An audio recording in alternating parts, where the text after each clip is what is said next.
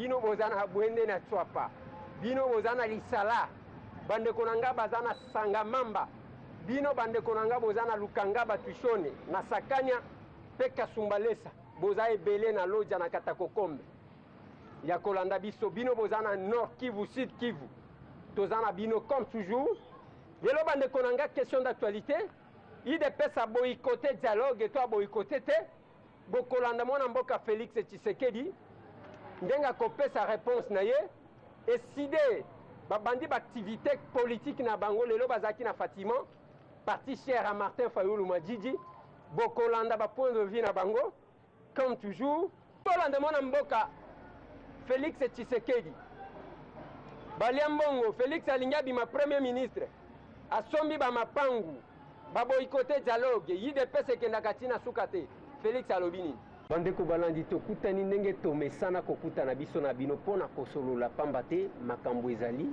po ntango makambo ezalaka tolukelaka bino bakolo nango pour ke bakoka kopesa bino nini yango ezali koleka lelo bandeko na ngai batu tu bazalaki koyoka makambo oyo ezalaki kolobama ezali makambo ya dialogue yango côté ya opposition ezalaki bandeko ya dynamique de l'opposition balobi biso makambo wana tolingi yango te bandeko ya FAD balobi biso tolingi makambo ya dialogue te mais UDPS balobi biso tokosala dialogue mais bapesi bacondition na bango makambo ya médiation internationale mais muke et puis bapesi ultimatum na bango ya le 30 novembre balobi soki ebetami te tozomona lisusu opportunité nango te nsima nango toye koyoka chef de l'état sali discours na ye alobi ndenge alobaki mais toyoki mpe baintervention ya tongo ya pourquoi likambo ezali koleka ndenge nini lelo ndenge tokoloba boye envoyé spécial ya Ban Ki-moon aza na Kisasa eza mpona asolola na nani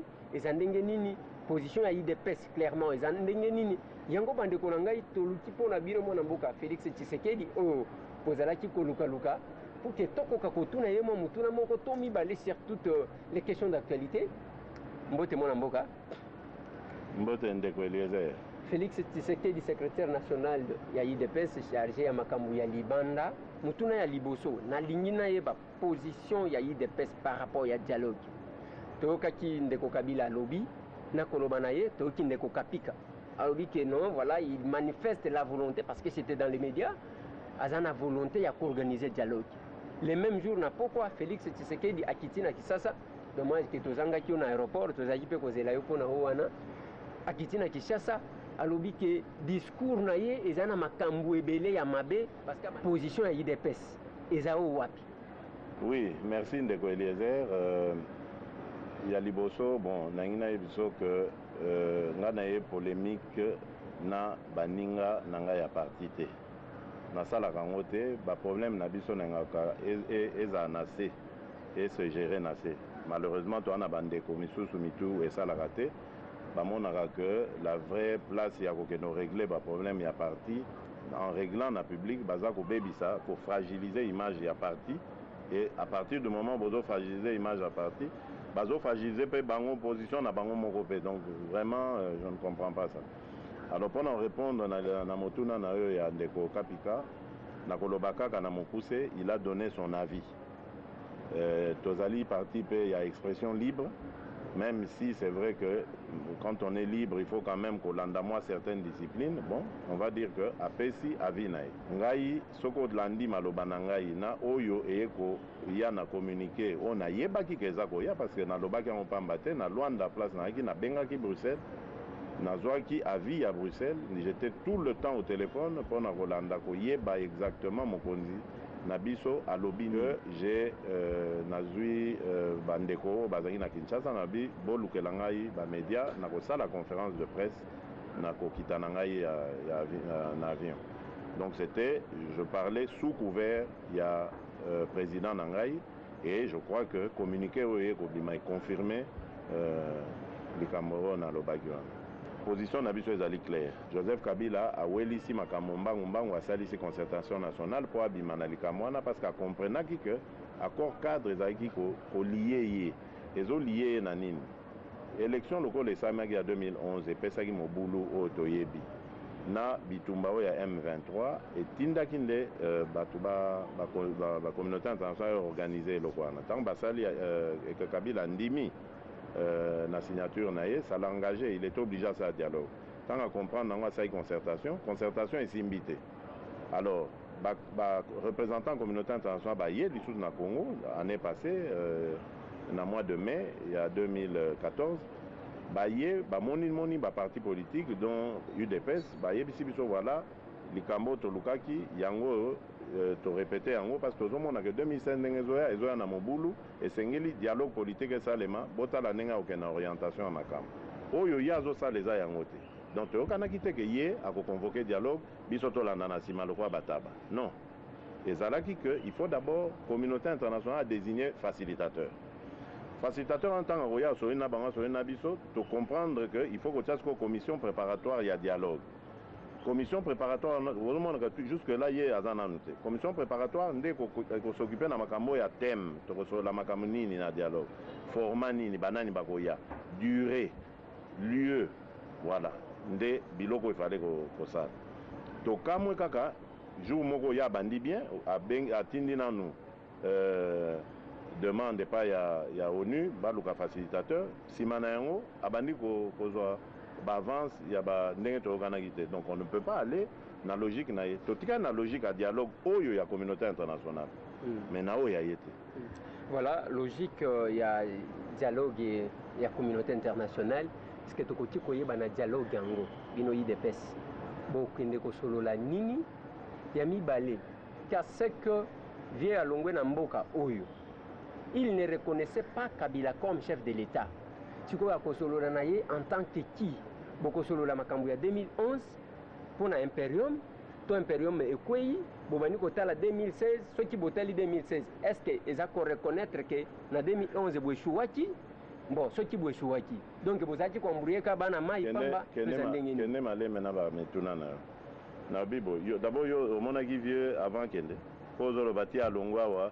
Azaro reconnaître Kabila te bosolaki na avant qu'elle. Bon, ça c'est une chose. Oui. La deuxième chose, est-ce qu'il faut qu'on reconnaisse Kabila en tant que chef d'État pour notre Solana? Donc il faut maintenant qu'on discute. Tovandi, toza réaliste, total, tobi bon, tomekaki oya impérium, il faut faire le constat. Malheureusement, le président a eu un accident de parcours. Mais entre-temps, Mikolozo, la présidence ont gâté pour continuer l'isolement impérium. Mikolozo, et cette proposition en communauté internationale, et ça là qui est intéressante. Parce que, Ekolukapé, tout réparer injustice il y a 2011 de manière pacifique. Donc, dialogue, Tina na yango ana, et l'on toujours poursuivre. Mais toujours poursuivre objectif à Liboso et Zali, Oyo et Salemaki na 2011 et Salema sous-souté. C'est-à-dire que Mbaloyo, au peuple à Kopona, Abima. Donc vous voyez qu'on ne demande même plus bah, droit à biso que tous à réhabiliter na droit. Mais au moins, Congolais a la réhabilité na droit naïe au Baïbaki na 2011. C'est Étienne Tshisekedi qui avait gagné, sa victoire a été volée. Mais maintenant, toujours poursuivre que le processus électoral est à la propre. C'est le deuxième point. Donc, plus jamais ce qui s'est passé en 2011. Ensuite, processus électoral et Mbaloyo, il faut être à la propre, et à la crédible. Et Kokakopé Sabiso Maponomi, il y a bien à discuter. Au moins, on a Burkina Faso, Basay Makambu, très bien. Et l'équipe bien, Bango Sikoyo, Bazokota, na période il y a stabilité. C'est ça que nous voulons pour notre pays. Ensuite, le départ de Joseph Kabila. Il y a un autre lignité que non, prétexte Mogozalo, non, élection Koko Salemate, oh non, il faut passer troisième mandat, modifier la constitution. Non, Bisoto Lingi, élection Salemi, Aksimi Nzela, Akei.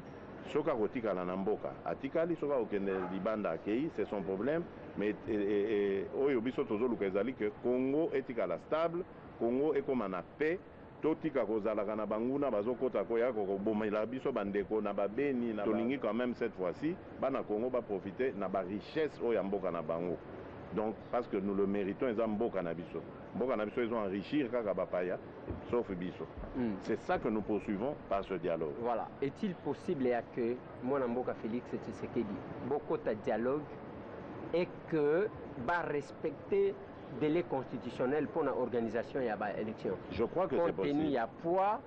Likambo ya délai constitutionnel et komama beaucoup oyo babengi constitution ya République démocratique du Congo. Donc eza même pas eloko toko discuter.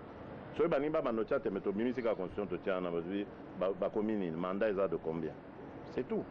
Yango soki to respecter délai constitutionnel te. Mais mandat oyo Kabila ibi biso oyo, il faut qu'on respecte yango. Ça il peut pas.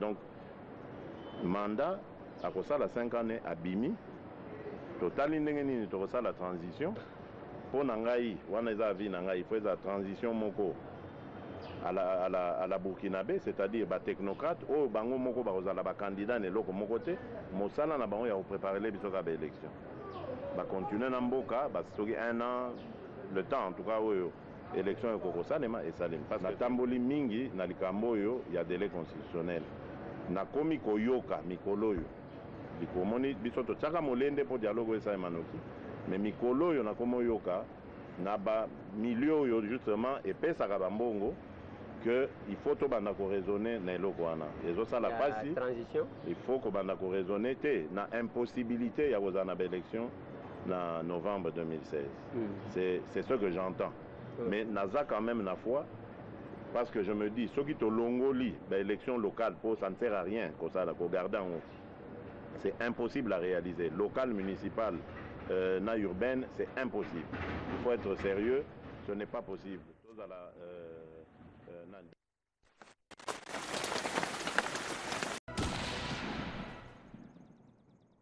bamituna ya mwa makasi wana ndenge boyebaka bokozwa yango kaka parce que ngate mtu na kotuna bino nde botuna kakati na ngai mais avant o wana bandeko na ngai toyambaki awa na plateau na biso ba maman Florence balobeli pona papa moko oyo ya makambo lupangu ya avenue Uvira numéro 62 na commune ya Gombe oyo batangaki maman Marie-Louise et pona dossier ya papa Mavuba certainement droit de réponse parce que réponse eza droit topesaka deuxième son de cloche soki tozwa yango avant tosangisaka mais faute ya difficulté faute ya accès to difficulté ya accès na source d'information nde topesaka son de cloche moko nalingi bolanda oyo tosalaki na avocat ya mama Marie-Louise avant que tozonga tokota makambo mosusu bolanda bandeko balandi tokutani lisusu ndenge ka tomesana kokutana biso na bino parce que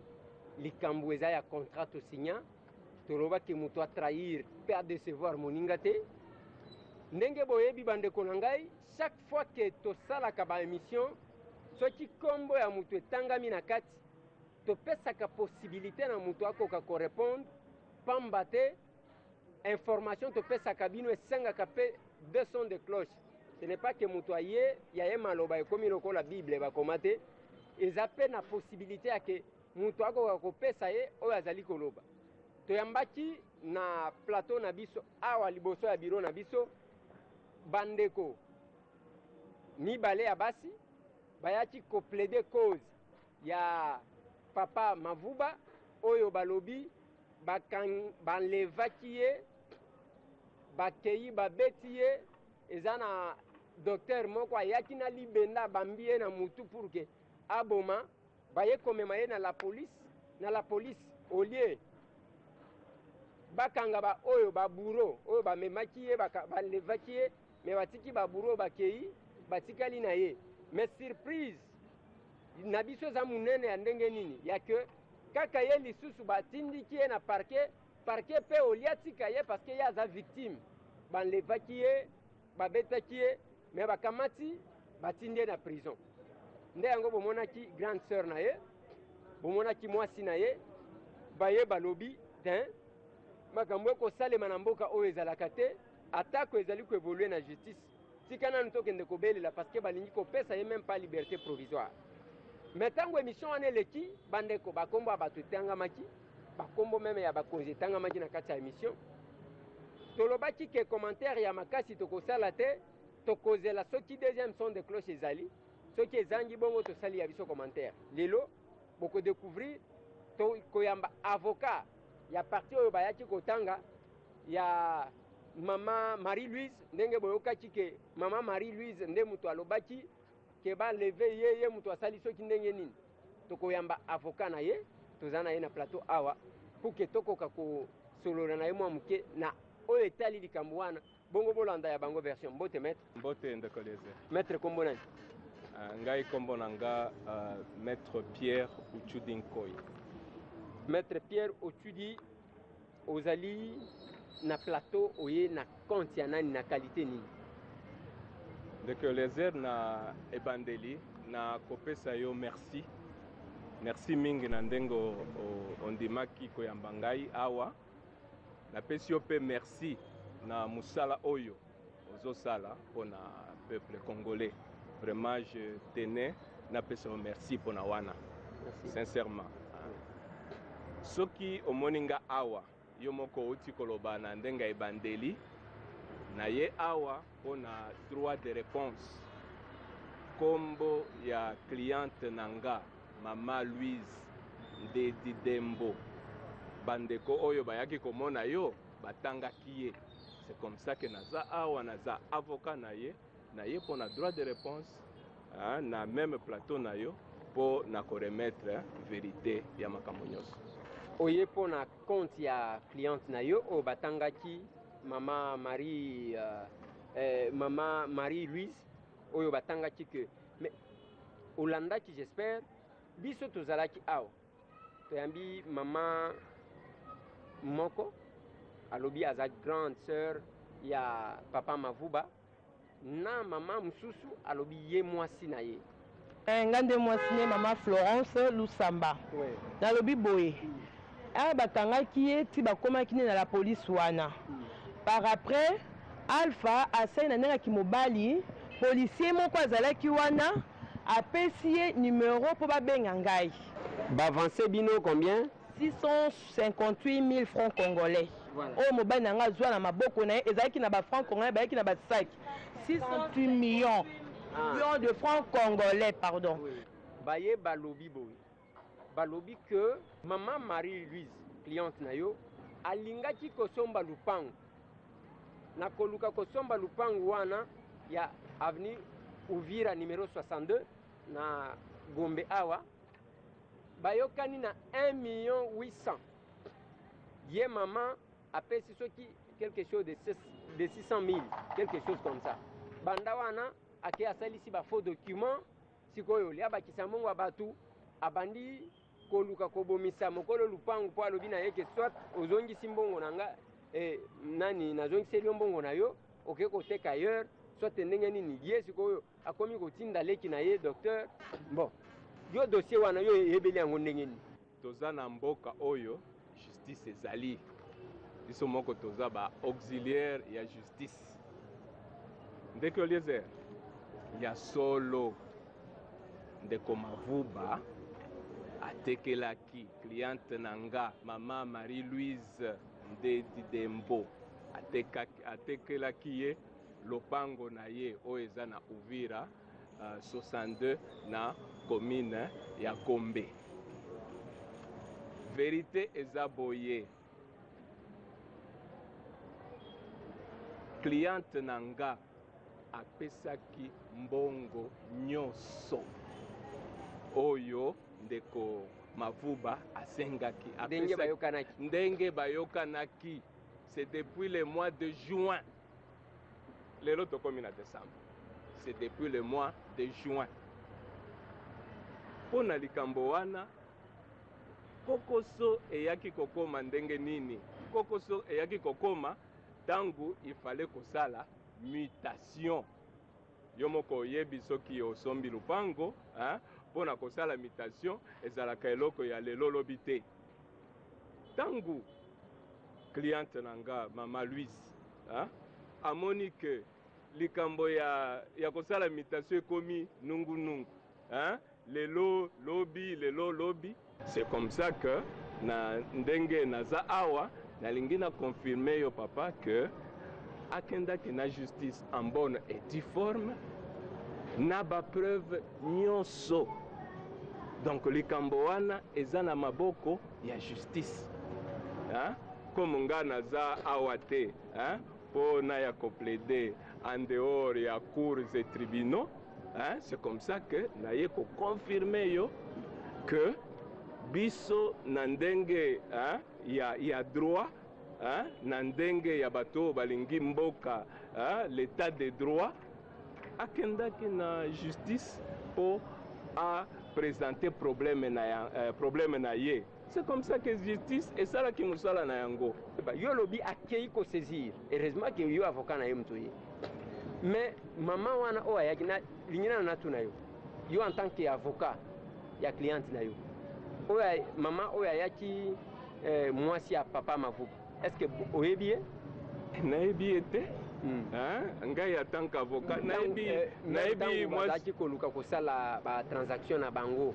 Est-ce que possible mona te toyebani na ye te toyebani na ye te ke mwasi boye mobali asalaki likambo na ye moko liboso namona mwasi wana na 23h sikoyo bosala opération nana soki yo omona ye te namona ye te ezalaki mobali na ngai nde moto asala opération na ye na petit frère ya mama Marie-Louise Moutou eza te ntango ya transaction ke mwasi azalaki meme grande sœur na ye mutu moko te azalaki wana Eliezer nabosana eloko moko te oti koloba yango comme toye koplaide na plateau na yo te yo moko oti koloba yango au moment opportun na ntango procès public ekobanda yo moko koya komona ndenge oza na habitude ya koya kocouvrir procès yo moko koya komona na ba image na ba document nyonso et puis tango kosala musala na yo yo moko kotire conclusion ya likambo oyo bayaki kotala yo et puis eloko ezosala nga pasi cliente nanga nde aza victime na likambo oyo véritable victime asombi en bonne et due forme kaka victime wana nde balingi bavictimize ye lisusu nakoya koloba makambo epa na yo kasi wana ezoengage bango me biso tokendaki nzela ya justice nde tozozela justice na bapreuve nyonso oyo topesaki esala mosala na yango. Ok po nalingi koretenir yo mpenza te na plateau mpo nalingi entre temps les images ekoka parce que quand même cliente na yo bomemelaki biso quelques images oyo batelespectateur bakolanda na baentretien na bamakambo mosusu. On était au cadastre. Moi je ne suis pas un petit enfant, je suis un grand monsieur, je suis avancé, j'ai fait brûler les beaux temps dans ce pays-ci, un grand joueur de ce pays, moi. J'ai obtenu mes biens à partir de mes pieds ici. Donc on a balle moko impossible. Et tous ces présidents de la République me connaissent. Même Kabila là, ils me connaissent. Alors, j'aime pas marcher par et tromper tout ça. Non, j'ai obtenu ça proprement et clair. Les dossiers Ouvira, ça s'est comporté, je vous avais bien dit. Avec ces dossiers Ouvira, si nous marchons ensemble, on va aboutir l'objectif Mouya bien pour que ni au docteur ni maître Bozala Sali et pas la mère. Et moi je vous ai dit que je suis votre garantie. Garantie en quoi? Aujourd'hui, je vous ai vendu ces trucs-là. J'avais dit ceci. J'ai mes engagements à moi. Ça ne vous concerne pas. Personne ne vous trompe là au cadastre. Tout ce monde-là, ils me connaissent. Ils connaissent qui est Mavouma. Ils me connaissent sur mes dossiers de mes parcelles. Je ne vends pas des histoires qui sont ça. Et c'est comme ça que je suis mort. Yo lobby a quelque saisir justice en bonne et due forme. Mais bango ba lobby te ezana ba maman Marie-Louise Atine a kendaki ko importer au monde bazwaka ba mercenaires akendaki ko zwa siko ba mercenaires na Katanga donc ba yebi coopérer nde ba yaki ba enlever ye ba keyi tango ba kangé ba solo li opération terminée ba na coin ba bengi ba lobby ba bengi la police nda ye ko kanga bango mais tango bazana nkuna nde ba bengi docteur balobi docteur yaka wana yena libende abandi koluka yenda pambiye. Est-ce que ça vraiment soki eza kosaisir l'état nde mutu akokanga bakokende bakangi bamemi ye. Mais est-ce que eza ndenge wana ou bien bino bosali bobengi bandeko na bino bauti na Lubumbashi baye bakangi mutu nde après bomemi ye na la police? Amoni au moins bagangster wana baza ya kisasa te, barekipera ye nyoka kosa, babwaki ye na jupe, babande directement, bake na ye destination inconnue. Recoliezer wana eza masolo, eza vraiment masolo baye kobetela yo. Nazo comprendre te bino bosali opération na bino et puis bobengi police. Omoni ke soki likambo wana bazoloba eza ya solo, hein?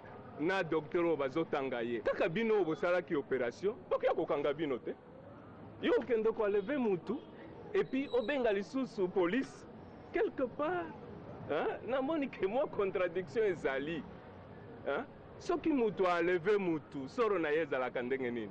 Kokende na ye na bisika ya mabe, hein? Bake kobwaka ye soki wapi, si c'est dans cette hypothèse là. Mais plainte, hein? Et salamaki na justice na niveau ya police comme oyebi yango, hein? Aza l'œil et l'oreille ya ministère public, azui dossier apesi yango na maboko ya parquet, hein? Tango apesi yango na maboko ya parquet esali musala na yango. C'est comme ça que le dossier suit son cours au niveau de la justice. Oyo nyonso bazoyebisa yo ke esalamaki boye. Soki balobaki esalamaki boye babwaki quelque part, là on peut comprendre quelque chose. Mais balobi baenleve ye bakei kotika ye na maboko ya justice ekokanga yo, justice ezaka mbeli ya mino mibale, hein? Si on voit que na makambo osalaki infraction ezali ndeko lezer bakokanga yo, hein? Yo ndenge nini oye na mutu oyo azaboye bakangi yo. Donc, na likambo wana, on a saisi en bonne et due forme la police et les dossiers sur son cours, kala mingi te, okoya ko couvrir audience wana, okomona ndenge ba vérité. Mais qu'est-ce qui a fait que ceux qui ont justice, ceux qui ont la police, mutu kangaki, ndenge nini sali ki azoka, ndenge to komona bilamba na ba makila boy. Recoliezer, tangu biso tokenda ko porter plainte. Osuki kaka porter plainte te, hein? Justice esali musala na yango nangai na yo toyebi te, hein? Bon, hein? Omoni, hein? La force c'est à la loi, ce qui va être yo, hein? Ok, hein? Ok, mais makambo ele kaki, hein? Nous étions là, on a fait, hein? Plainte na biso en bonne et due forme. Makambo ele kaki après toyebi te. Bon, biso toyaki kaka na niveau ya police, hein, pour confirmer plainte na biso, et puis au moment où je vous parle, les dossiers sur son cours. Makambo ele kanaki kuna bangonde baye ko betela yo lisolo, ça n'engage que eux. Cliente na yo, maman Marie-Louise, nangonga oyo pona lupangu wana azana nyongo ya papa Mavuba te asilisa nyongo na nyonso tu. Papa ndeko Eliezer, hein, balobaka ko kolapa ndai ezalaka bien te, menga nalapi ndai. Nzambe pe azoyoka biso, nzambe o mama Louise asambelaka azoyoka biso mbongo en totalité. Mais c'est Mavuba ata soki azui grâce ya kolandanga esika azali azwaki mbongo en totalité. Yé moko conscience na ye eyebi ke aswaki mbongo wana. Voilà. C'est depuis le mois de juin. Mais toyoki lisusu nungu ke tangu bakangi papa Mavuba eye kobima d'abord ke lupangu moko wana atia tekela yango bato ebele semble-t-il na lingi oyeba tangu mususu oyeba te. Awa na yoki même que pendant qu'il est là ezana mutu moko un certain Kasereka, voilà, que yende alinga bima ke ye asia somba pe lupangu wana. Information wana eza ya solo to taper à côté parce que ndenge tozoyoka nungu ya que omoni awa na kisasa makamu ndenge ezali okomona bailleur moko azwa mbongo ya balocataire sans locataire mpoka pona ndako moko wana azobima lobi azwi mbongo atia bato pe ya modèle wana na bite soki bakangaka bango te ndenge nini bon awa pe tozoyoka ke kuna bato basomba lupangu wana soki autant de fois est ce que information wana pe bozana naza na information wana te mais précision oyo nalingi napesa yo ke biso avant tosomba lopango cliente nanga on a fait des vérifications, c'est-à-dire que mutu moko asomba avant biso te. Voilà, je vous ai donné le document, j'ai dit vérifier. Ce sont mes maisons docteurs. Ce sont, personne ne vous trompe, ce sont mes maisons. Kasi, papa Ndekolezer, toza déjà na justice. Oya koya kotia mutu, ke ye asombaki. Voilà, justice kaka ndeko katalikama. Affaire eza déjà na justice, yo bimi ke batekela kiyo. Il faut maintenant affronter justice na mikanda na yo. Pona nini ndenge batekela yo wana. Bon, nalingi kopesa nanu réponse te nalingi nazonge pa na yo. Tangu bosombi lupango. Bokoma na lupango yango to bokoma te. Est-ce que lupango ba locataire baza to baza te? Soki bazali depuis que bosomba na juin, est-ce que bayebaka que désormais propriétaire ya lupango aza mutu songolo? Tangu tosombi lupango ye moko papa Mavuba à remettre biso lupango officiellement, c'est-à-dire quoi, dans les us et coutumes, oye au présenter muto ya sombi lupango et pas ya locataire. Et je vais vous surprendre. Biso nde tozo banda kozwa loyer ya lupango ya balocataire. Bino nde bozaji kozwa yango. Pa tozalaki tozozwa ba biloko ya ba preuve wana nyonso Ndekolezer. Je serais vraiment ravi tangu tokozala na audience ozala obengisa nga lisusu opose nga maître meme na makala wana tango kotandre nga micro ba preuve nyonso ezali décharge ya loyer. Mutu mususu ta abima te ke ngai na somba lupango. Mutu moko te na ndenge ya connaissance na biso mutu moko te. Soki abimaki mbele na ebisi yo ke mutu wana d'ailleurs akobima epa na biso ndenge nini na ebite soki akolekela wapi mutu moko te. Soki mwa likamu nungu ezalaki mbele na niveau ya cadastre bayebisa biso yo moko oyebi makambo balobaka opposition ainsi de suite. Opposition ezalaki te.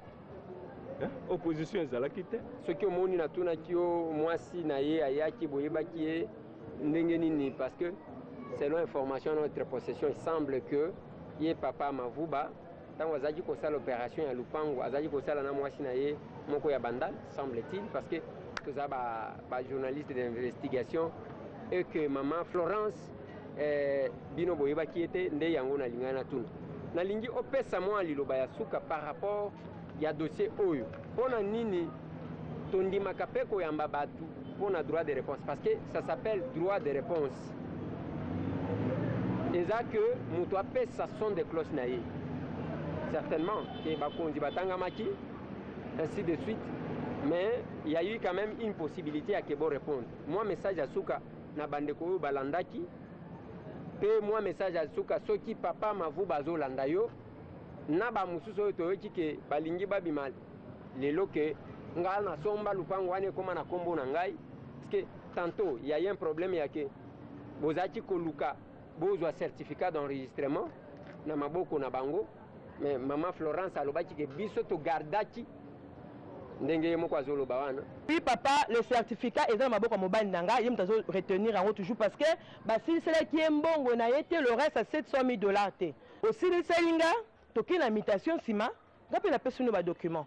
Certificat d'enregistrement pour que ceux qui ba pakisi mbongo. Certificat d'enregistrement tango bateke libino. Lupango bo conclure. Ba pesa kibino document nini. Est-ce que certificat ezalaki to ezalaki te? Ceux qui ezalaki eye kozonga na maboko na ye ndenge nini. Bien apesa bino ya mbata ya tikala na original. Voilà.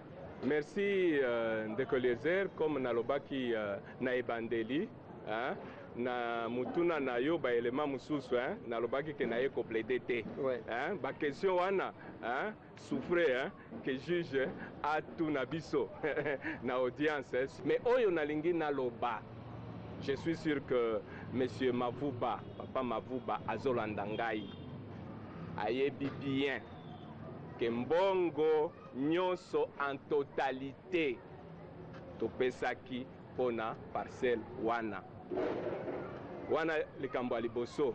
Likambo ya mibale ezopesa nga mawa pendant que cliente na nga na ba effort nyonso oyo asalaki po aya kosomba ndako na ye victime lelo lisusu balingi ba victimiser ye davantage boya na procès bomona ndenge nini vérité ekobima ndenge nini vérité ekobima tokozala wana na système ya lisu likolo ya lisu parce que elobamaki que maman Marie-Louise akocorrompre batutu la police et parquet. C'est pourquoi tokosenga ba autoriser biso to filmer pe audience soki tokotuna bamituna wana eza pamba te me nazali toujours komituna lelo soki admettons que mutu mususu abimi po toyebi mpe ndenge makambo ezalaka na kisasa abimi ke nga nasomba lupango wana me ntango sikoyo bango bayaki ti wana bazozwa baloyer yo ozalaki wapi mpona nini bon yo mpe oinitia action en justice quand contre papa Mavuba pamba te peut-être alia yo mbongo ya lupango eza ka mutuna biso tozali komituna yango bandeko na ngai ndenge tokoloba eza ke posa na biso na démarche nyonso justice akosala musala na ye biso tozaka bana mukolo lupango mais biso toyaka mpe koluka kosunga bino koyeba makambo yango ndenge koleka est-ce que maman Marie-Louise abengaki bandi na Lubumbashi comme c'était dit baya ko enlever papa Mavuba bolandi oyo maître auti koloba certainement parce que nga même nga pe nazaki kotuna na tunaki ba maman Florence ndenge nini babandi bakoya babandi bakanyina babandi batu bango balinga babom mais batiki bango bakei et puis bazongi maman mais comment est-il possible parce que place wana nga nazoka malamte la police bakangi batu oyo banleve mutu balinga baboma ye babambie libende na mutu